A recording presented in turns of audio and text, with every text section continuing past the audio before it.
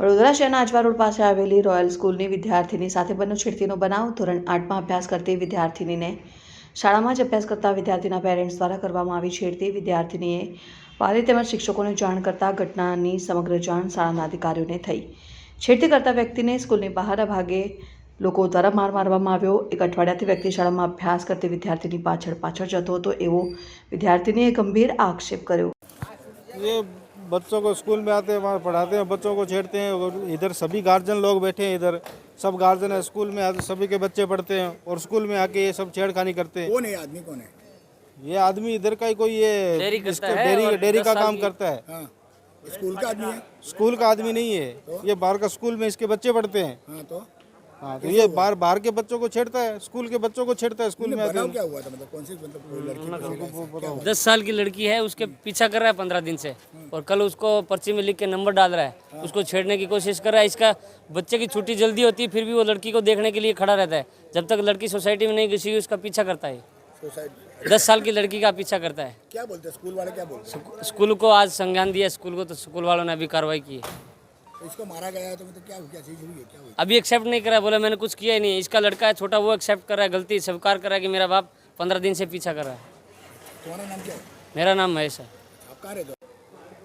વાત એવી છે કે જે વિદ્યાર્થીની મારી સ્કૂલમાંથી છૂટીને બહાર જતી હતી તો બીજા એક છોકરાના પેરેન્ટ જેને લેવા આવતા હતા એટલે છોકરીને એવું લાગ્યું કે આ પેરેન્ટ એને ફોલો કરે છે અને વારંવાર એની સામે જુએ છે અને છેલ્લે છોકરીએ અમને કમ્પ્લેન નહોતી કરી, છોકરીએ વાલીને ડાયરેક્ટ કમ્પ્લેન કરી. એટલે ત્યાં સુધી અમને કંઈ ખબર નહોતી અને પછી જ્યારે વાલીને કમ્પ્લેન કરી તો બીજા દિવસે વાલી બધા ભેગા થયા અને પેલા ભાઈ એમના છોકરાને લેવા આવ્યા ત્યારે એ લોકોએ અંદર ઝપાઝપી કરી, થોડી વધારે વાત થઈ. પછી વાલી લોકો બધા અંદર આવ્યા અને અમને કીધું એ પેરેન્ટને બોલાવો. તો હવે એ પેરેન્ટને અમે બોલાવ્યા પણ એમણે ફોન નહીં ઉપાડ્યો. એટલે પછી અમે એમને એડ્રેસ બી આપ્યું કે ભાઈ આ એડ્રેસ છે. એટલે હવે એ લોકો પછી ત્યાં ગયા અને એમણે એમની સાથે થોડી એ લોકોને વધારે મારામારી થઈ, વધારે પ્રશ્ન થયો અને અહીંયા મોટું ટોળું થઈ ગયું. એટલે મેં પોલીસ સ્ટેશનમાં ફોન કરીને પોલીસને બોલાવી. ઘટના શાળાની અંદર બનેલી નથી, વિદ્યાર્થીની શાળાની, વાલી બી શાળાનો છે, શાળાના જ છે. બધું એક્સેપ્ટ કરવાની જ છે વાત છે, એમાં ક્યાં આવે તો કોઈ બી હોઈ શકે. કયા સ્ટાન્ડર્ડમાં ભણે છે વિદ્યાર્થીની એ મારે પૂછવું પડશે.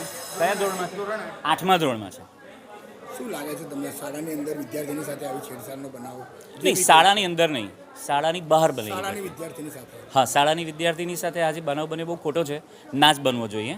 કારણ કે પેરેન્ટ્સ બધા લેવા માટે બહાર ભેગા થતા હોય તો દરેકને પોતાના બચ્ચાઓ માટે સારું હોવું જોઈએ કે પોતપોતાના બાળકોને એ લોકો એકબીજાને ઉલટું રિસ્પેક્ટ આપે, ઉલટું બીજા કોઈ ખરાબ કામ કરતા હોય તો અટકાવે. એટલે આ જો ઘટના ખરેખર બની હોય તો અમારું બી 0 ટોલરન્સની નીતિ છે. અમે પણ જો આ ઘટના પ્રૂવ થશે કે પેલા વાલીએ ખોટું કામ કર્યું છે તો અમે એમના બાળકોને શાળામાં નહીં રાખીએ, પણ એ અમારા જે સુપિરિયર્સ છે એ લોકોની અમે મંજૂરી લઈને. ઈજાગ્રસ્ત વ્યક્તિને કોને મારવામાં આવ્યો? ઈજાગ્રસ્ત વ્યક્તિને કોણે માર્યું અમને નથી ખબર, કારણ કે એમના ઘરેથી પછી અહીંયા આગળ લઈને આવ્યા ત્યારે તો અમે એમને ઈજા થયેલા જ જોયા હતા, એ અમને નથી ખબર. એમનો એવો આક્ષેપ છે કે બાળકીને ઘણા વખતથી ફોલો કરે છે અને એને કે ચિઠ્ઠીમાં કે મોબાઈલ નંબર પણ આપ્યો, આવો કે એમનો આક્ષેપ છે? હા, એવો આક્ષેપ એમણે મને પણ કર્યો અને એવું એમણે મને લેખિતમાં બી આપ્યું છે. કેટલા દિવસ પહેલાં તમને આ જાણ કરી છે? મને તો હમણાં જ જાણ થઈ, દિવસ નહીં કલાક બોલો. હમણાં જ જાણ થઈ? હમણાં જ. એના પહેલાં તમને ખબર જ નથી? કશી જ નહીં. વાલીએ અમને કોઈ કમ્પ્લેન બી નથી કરી. ઇવન વાલીએ જો પહેલાં કમ્પ્લેન કરી હોત તો અમે ક્યારનું એના પર એક્શન લઈ લીધું હતું. આ ગંભીર બાબત કેટલી ગંભીર સમજો તમે? મને તો બહુ જ ગંભીર લાગે છે. શું પગલાં લેશો?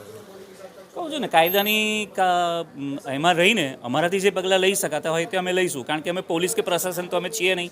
સંસ્થાકીય દ્રષ્ટિએ અમે એ વાલીને એવું કહી શકીએ કે તમે તમારા બાળકને લેવા ના આવતા, કે જેથી કરીને બીજાને પ્રોબ્લેમ થાય.